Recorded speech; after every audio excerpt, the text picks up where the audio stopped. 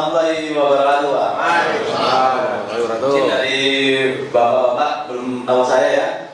Perkenalkan, saya Miftahul Arifin. Saya asal dari Yogyakarta, Kabupaten Kulon Progo.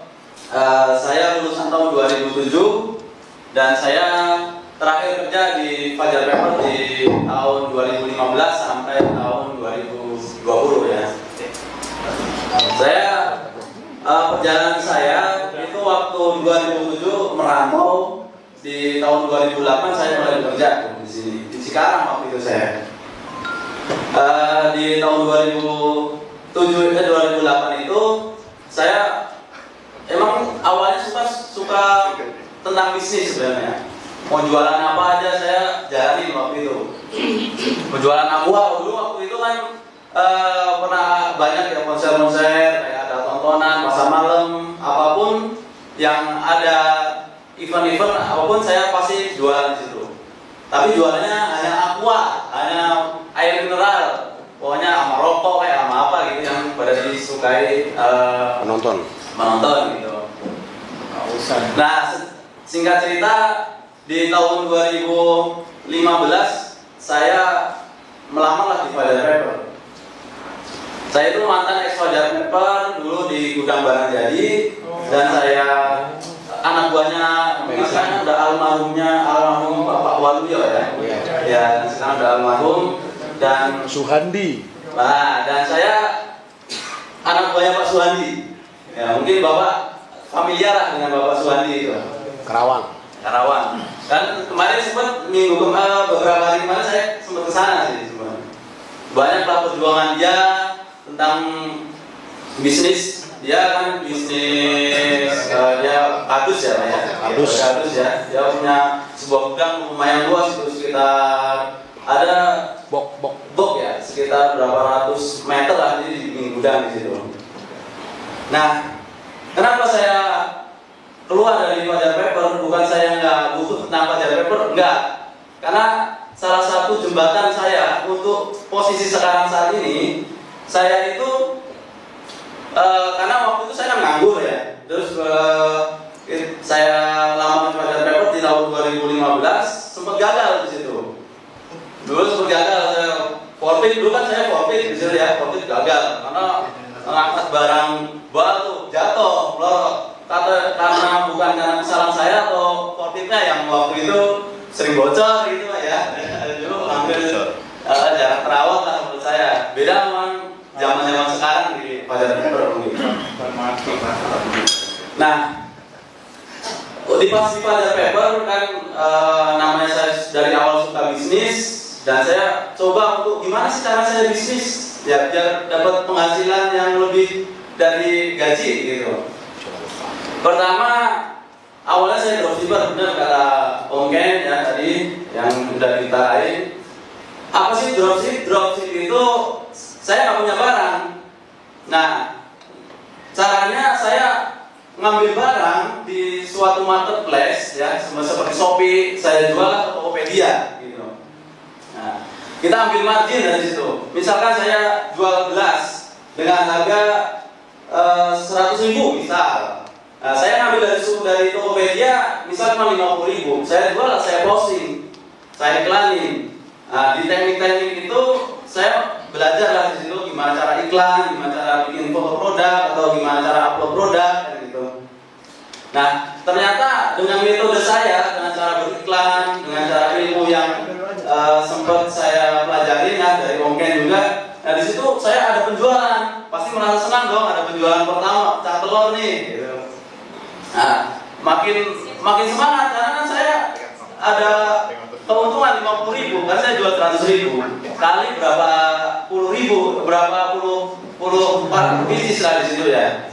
Nah, mulai dari situ saya lihat ke marketplace, oh ada yang jual sepatu nih. Wah, ini bagus sih sepatu, ini dapat dari mana nih sepatu? Kok kayaknya penjualannya banyak, sampai ribuan pieces, ribuan pasang. Nah, dari situ saya mencoba untuk dropship dulu untuk sepatu. Nah, karena saya memang basicnya suka sepatu, jadi saya tanya ke seseorang, ini ngambil sepatu ini dari mana sih? Apakah dari Bandung kan? Apa dari Bogor kan? oh enggak ini om, ini dari China, dari impor. Wah gimana nih cara impor? Saya di awal itu saya nggak tahu cara impor itu gimana gitu, karena mungkin ya di salah satu mungkin tadi yang harus tanya ke YouTube, cari di YouTube, oke kita tanya, kita ketik tuh cara impor barang, banyak tutorial banyak. Nah tapi kan buntu juga di situ, nggak semua orang ngasih ilmu tentang impor itu terbuka, enggak, karena pasti kan ilmu kan mahal, mendingan gua aja nih kalau masalah impor tadi yang lain bisa impor lagi, besar gua tersaingi gitu kan. Nah secara pribadi saya memang selalu semangat masalah bisnis karena saya ingin belajar juga, dan akhirnya nemu salah satu video tentang impor yang agak sedikit terbuka di situ. Saya coba dan saya googling, saya lihat YouTube, dan akhirnya ketemulah platform China. Platform China itu namanya Alibaba. Nah, mungkin bapak mungkin belum tahu ya, ada sebagian yang udah tahu tentang Alibaba. Nah, di situ saya belajar tentang Alibaba. Alibaba itu semacam kayak marketplace kayak Shopee, kayak Tokopedia kayak gitu.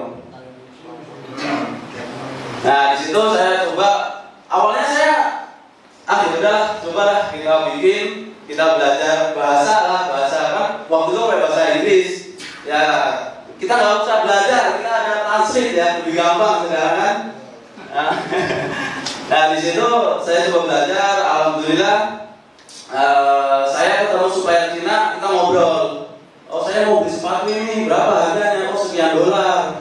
Wah, kalau saya beli sedikit gimana? Kan saya namanya awal ya, pasti nggak akan beli 1 kontainer atau 2 kontainer, nggak mungkin. Oh, boleh, nggak apa-apa. Yaudah. Dia ngasih jalan, oh nih, mau produk mana? Dikasih katalog. Karena di Alibaba itu kan banyak katalog, banyak model-model sepatu. Nah, di situ saya bikin invoice, bikin price orderan di PO.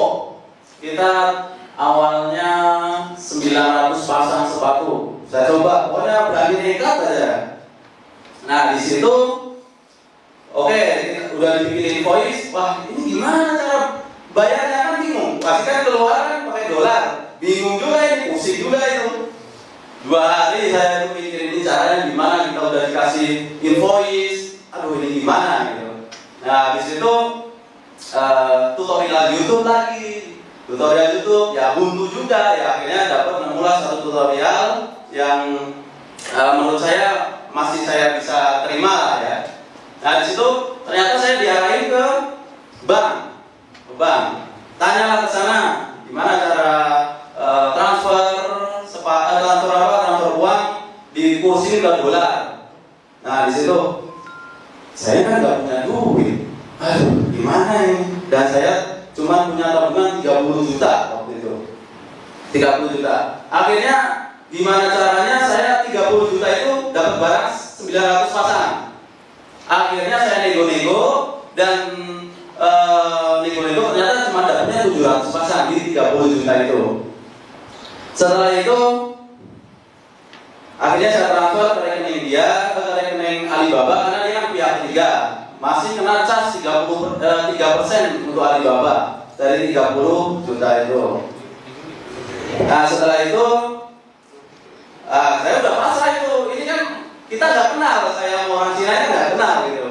Nah, setelah itu kan udah pasrah lah. Saya lah kerja seperti biasa ya di Fajar, berangkat pagi, pulang sore gitu. Belum jalannya dari PM1 sampai ke belakang udah setengah jam sendiri kan. Bapak pasti ya ngerasain lah ya. Belum kerja itu, wah udah gini-gini katanya. Belum kita harus kan jalannya bisa lurus kita cepet ya, 10 menit paling cepet ya. Kita dibelokin dulu, lewat kali kan, lewat jembatan, sembari begini gitu. Pengalaman nih. Itu 4 tahun saya di situ, dan kembali lagi untuk impor saya udah pasrah itu. Barangnya dikirim, kalau secara sistem dikirim. Masuklah ke pelabuhan Priuk. masuk ke Pelabuhan Biut. Nah di situ oknum-oknum yang berkepala hitam, suara macam-macam lah di situ. Ampun. Nelpon lah di saya, nelpon. Bapak ini ya? Ya. Ini masukin barang ya, impor dari Cina. Iya betul Pak. Nah ini barangnya bermasalah ini Pak. Kenapa bermasalah? Padahal kan sepatu. Apa yang dipermasalahin? Kena red line katanya. Itu kayak misalkan ada barang yang dicurigain, jadi ada pemeriksaan gitu. Terus gimana Pak? Ya nunggu sekitar 2 bulan, 3 bulan. Waduh, ini 30 juta ini. Aduh gimana ini? Sedangkan saya kan nggak ada income lain selain pajak, ya kan gitu. Dan akhirnya Operasi dah. biar cepet nggak? Gimana cepet? Biar cepet? Ya salah. Gede ya Pak ya? Dan akhirnya berapa Pak? 50 juta. Wah, 30. orang saya modalnya 30 juta, dendanya 50 juta. Nggak masuk akal katanya. Wah ini gimana ya? Tapi ya namanya juga mungkin awal bisnis kali ya. Belum kenal sampo sih. Belum sambung lah. Pusing ya Pak. Ya akhirnya saya bayar Pak, saya bayar. Tapi duit dari mana nih 50 juta? Saya nego lah, dapatnya 40 juta. Cuman kurang 10 juta lah, tipis-tipis banyak lah gitu. Gimana? Kemudian sopo Pak. Alhamdulillah waktu itu Fajar ada BRI ya. Bapak pasti kenal Bapak Rison ya. Ya. Kenal Bapak Rison. Kenal Bapak Pendi. Nah, di situ saya coba ngajuin apa pinjaman karena kan di koperasi kan limit namanya masih anak baru kan 4 juta 5 juta udah alhamdulillah di koperasi di waktu itu ya. Tapi nggak apa-apa karena saya udah berani mau maju kena mundur ya gimana habis 30 juta saya. Nah setelah itu saya dapat pinjaman dari BRI, saya pinjamnya 70 juta. Oke lah 70 juta, yang 40 juta saya kasih. Akhirnya baru datang langsung datang di hari itu juga saya bayar. Datang. Itu kan impor pertama itu waktu itu. Gedean sopo aja modal. Datang pakai mobil box, isinya 9 koli. Aduh, ini udah banyak duit yang dikeluarin. Gimana ya? Apakah saya bisa ngabisin enggak ini? Bingung gitu. Ya, akhirnya udah banyak kan saya posting-posting di Shopee, di Tokopedia, di Lazada. Saya posting-posting, alhamdulillah setiap hari ada penjualan tuh sekitar 5 pieces, 10 pasang gitu, setiap hari keluar. Kan kita nggak punya modal tuh, habis tuh modal. Sisa 30 juta dong dari BRI. Saya coba, karena dengan uang yang muter itu, saya coba belanja lagi karena barangnya udah mulai habis nih. Saya belanja lagi, ketik lagi. Wah kayak orang pebisnis padahal yang masih cere lah gitu ya. Saya belanja lagi, dikasih invoice lagi. Saya belanjanya 30 juta lagi. 30 jutanya sisa dari BRI pastinya sama hasil penjualan lah situ. Saya belanja 30 juta lagi, alhamdulillah lolos terus sampai saat ini lolos. Enggak bayar lagi. Nggak bayar lagi. Kenapa tuh? Apa kuncinya itu Pak? Apa kuncinya? Kuncinya itu selamat malam Pak. Kasih ikan bebek. Pak, nah, di bocoran dong Pak. Ya. Pertama kena cekal. Ya. Kedua kena cekal. Oke. Kenapa yang ketiga tidak? Nah, kuncinya itu Pak. Biar nanti kita sukses juga gitu kan. Kalau secara pastinya saya kurang tahu, karena kan di waktu di kafe itu kita ngobrol, mungkin menurut dia udah cukup kayaknya, gitu. Mungkin ya. Nah, tak lepas dari itu, saya kan ibadah ya Pak ya, ibadah itu nggak bisa dipungkiri dengan ibadah sholat malam lah, sedekah, mungkin itu jalan untuk memperlancar mungkin ya, mungkin. Saya. Kalau sulit ingat. Gimana Pak? Bahaya ini. Untuk yang pertama itu masih sama yang kedua kelompoknya. Sama mas, sama di situ sama. Satu departemen juga. Ya di situ. Apa memberi selimut barangkali begitu? Iya, bahasa orang keren kan selimut. Ya mungkin ya. Itu posisi saya belum keluar Fajar ya. Dan 2 tahun saya keluar berjalan bekerja di Fajar, 2 tahun di tahun 2020 saya kenal Bapak Tatang ini waktu itu. Dia salah satu reseller saya paling besar karena dia pemain Facebook Ads. Nah di situ saya kenal sama dia di medsos waktu itu. Dia iklan dia jalan di medsos. Nah, saya DM dia, saya inbox Pak Tatang, ya ini saya ada barang nih sepatu, tolong dijualin. Oh boleh, iyalah datang ke rumah saya. Dikira saya orang Cina, karena kan barang-barang importir ya. Oh ternyata kamu orang Jawa, nggak hitam ya, kayak orang putih. Nah di situ saya cukup terbantu dan cukup termotivasi juga sama Bapak Tatang ini karena waktu itu dia main ke rumah itu, Mas masih kerja? Masih. Ya. Kenapa? Saya udah resign. Masa sih resign? Ayo resign. Biar fokus ke bisnis. Oh siap. Tapi saya nggak jalanin resign enggak.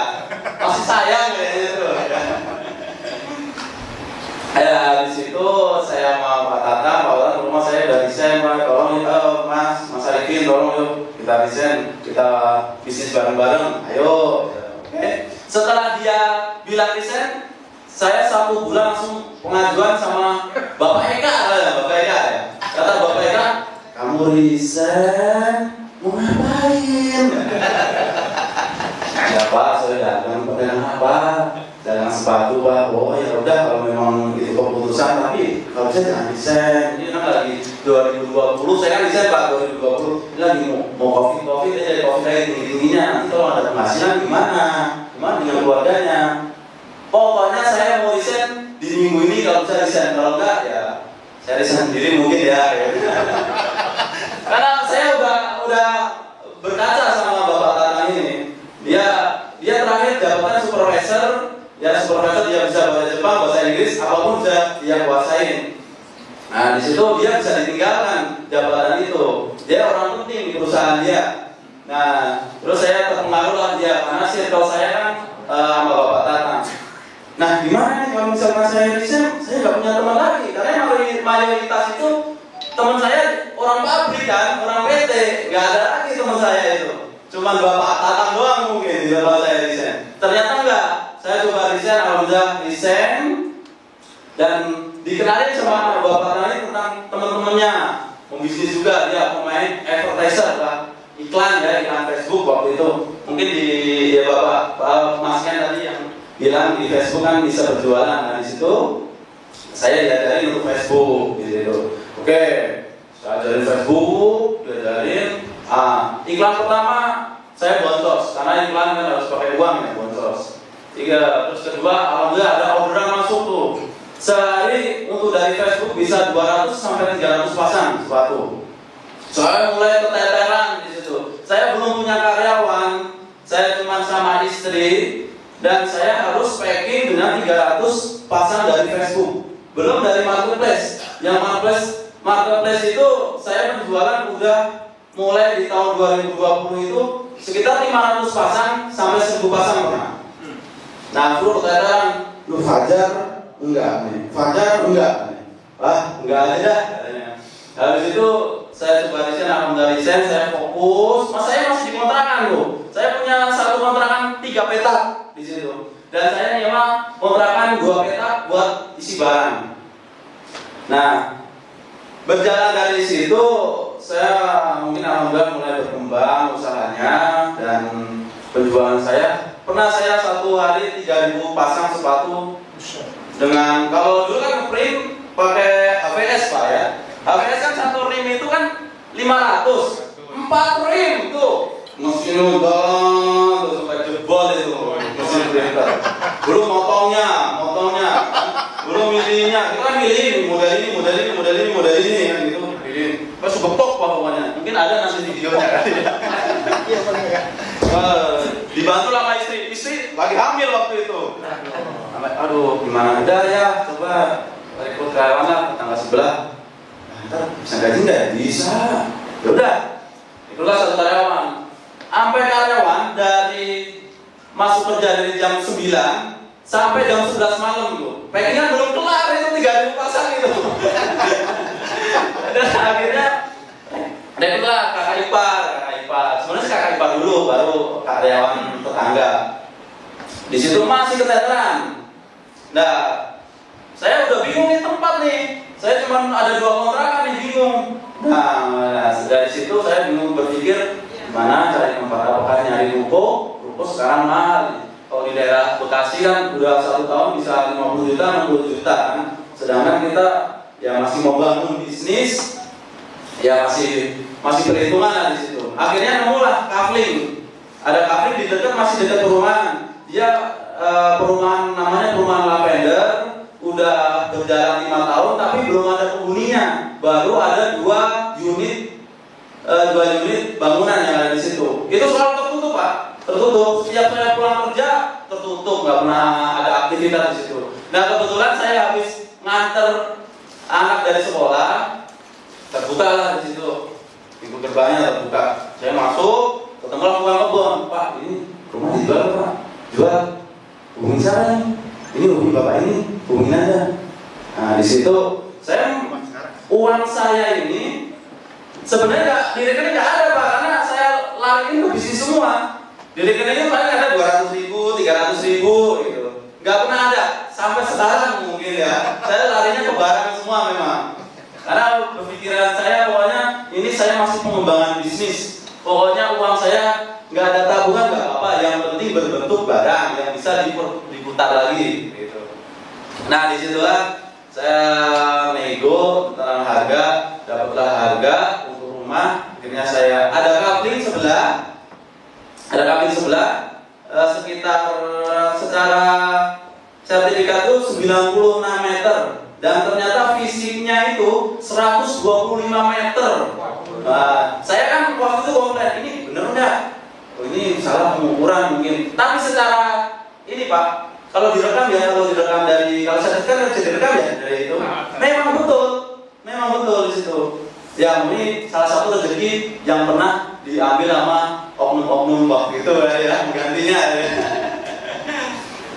Akhirnya saya bangun gudang kecil, dan sekarang mungkin saya jualan di Shopee memang sangat terbantu. Kata Om Ken kan harus wajib berjualan di Shopee, Tokopedia ataupun Lazada. Itu wajib itu biar bisa.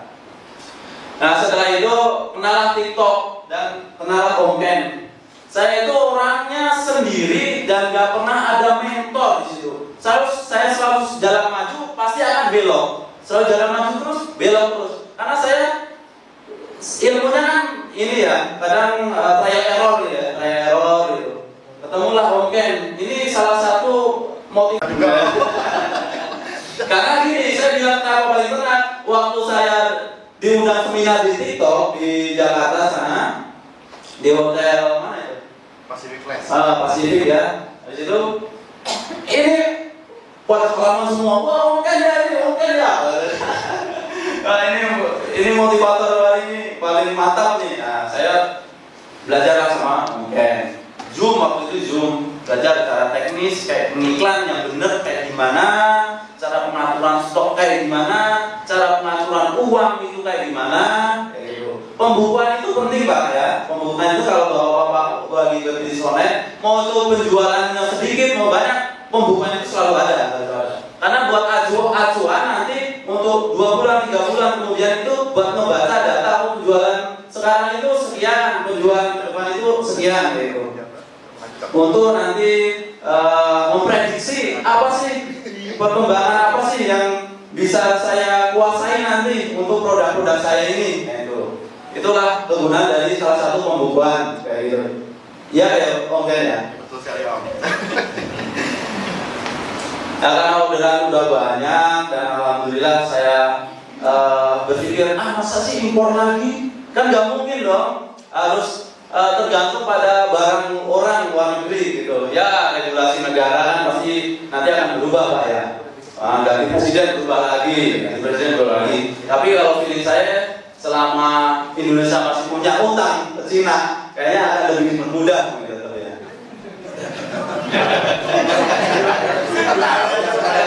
Mungkin Pak ya, mungkin. Minum dulu dong, Bang. Mas ada minum nggak, Mas? Makan. Ya. Terus, Oh iya. ada. Lagi pengalaman nih. Oke.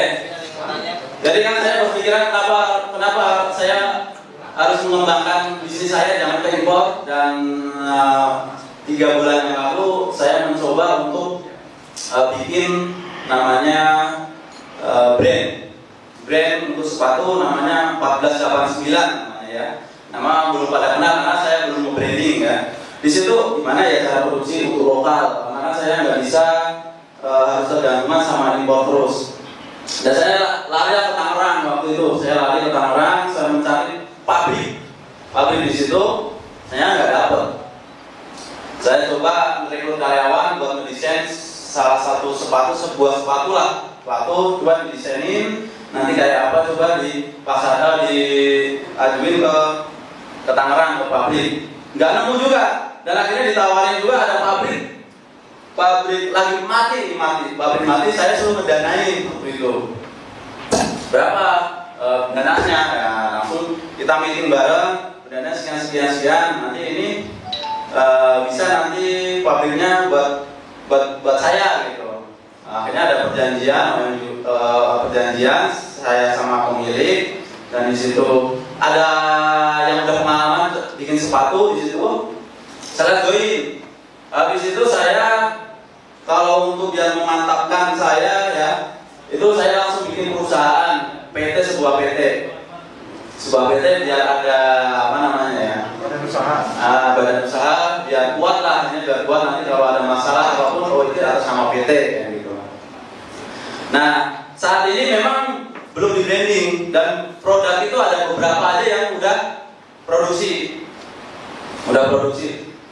Nah setelah itu kan ini memang lagi proses ya, belum berjalan memang, dan hanya beberapa model aja yang baru hasil produksinya, dan ini mencoba untuk bikin artikel sepatu sebanyak mungkin, karena untuk membangun brand itu nggak gampang. Pasti untuk tahun pertama feeling saya itu nggak bakalan untung, pasti ada biaya membranding yang itu jauh lebih mahal lah daripada produksi di situ.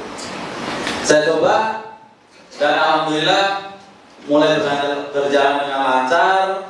Nah, dari situ saya bingung, nanti ini barang dari Tangerang mau taruh mana ini? Gudang saya udah penuh. Karena stok saya untuk sepatu impor itu hampir 150.000 pasang.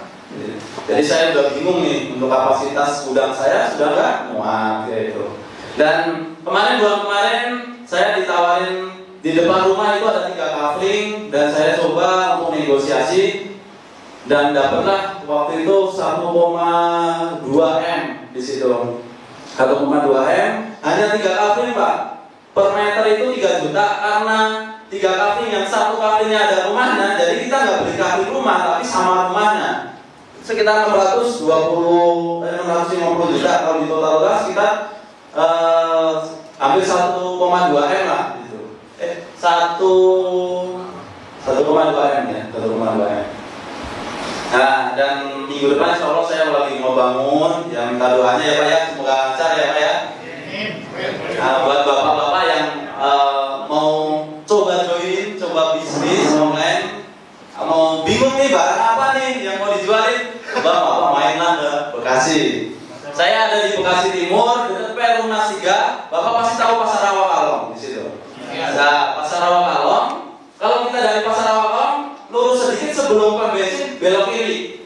Nah, di situ ada namanya Lucky Fun Store. Nah, di situ brand saya Lucky Fun Store, toko saya namanya Lucky Fun Store. Di situ. Bapak boleh main di situ. Saya ada sepatu dewasa, sepatu impor lokal, sepatu impor, sepatu lokal ada, sepatu anak pun ada di situ. Jadi Bapak kalau pengen jualan, sok silakan Pak di situ. Ya mungkin ya perjuangan dari awal sampai akhir ya mungkin seperti itu. Dan mungkin ya kalau dibilang gampang enggak, dibilang gampang pasti bisa, tapi konsistennya ini yang sangat susah Pak. Karena membangun bisnis itu nggak seperti yang membalikan sebuah telapak tangan, karena konsistennya itu loh Pak ya. Kita dari 2015 sampai 2020 itu lumayan lama gitu. Lumayan lama. Ya mungkin dari itu, dari saya, pengalaman saya pribadi, dan mungkin ada putar ya tadi ya dari awal tadi. Ini video di 2021 ya, 2021. Memang ya agak sedikit cepat ini. Mungkin bisa diputar ulang nanti ya.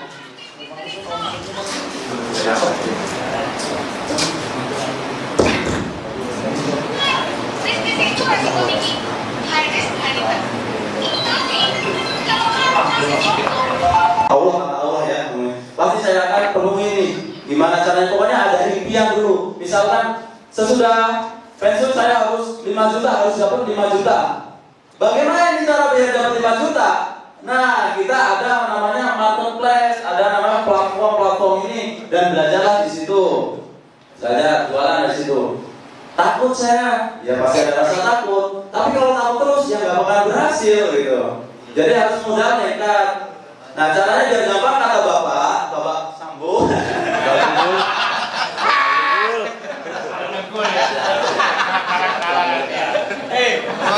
Sama pacar bersaudara, Bro. Nah, kalau mau dagang dulu aja bisa nggak? Bisa. Ngambil dulu, laku dulu. Kita posting dulu barang tuh, posting. Kalau ada yang laku, ngambil. Kan nggak modal Pak, iya kan? Nanti kalau udah dibayar, kita tinggal ambil untuknya dan ya. Nah, mungkin salah satu metode yang jualan online ya semudah sekedar upload produk Pak. Sebenarnya rasa takut itu bisa dibawa dari belajar Pak, dan melakukan. Belajar dan melakukan. Kabar baiknya kan ada YouTube, ada TikTok. Bapak bisa belajar dari sana sebenarnya. Gak perlu mentor, kalau ada mentor itu lebih baik sebenarnya Pak ya. Jadi jangan pernah takut dulu Pak, karena anak kecil kalau takut dia nggak pernah bisa berdiri Pak. Anak kecil kalau misalnya takut dia nggak pernah bisa matematika. Itu aja intinya Pak. Kalau Bapak takut, Bapak masalahnya adalah orang-orang yang jadi pemimpin keluarga. Bapak adalah orang-orang tumpuan keluarga. Kalau Bapak takut, anak Bapak juga takut. Langsung, ya.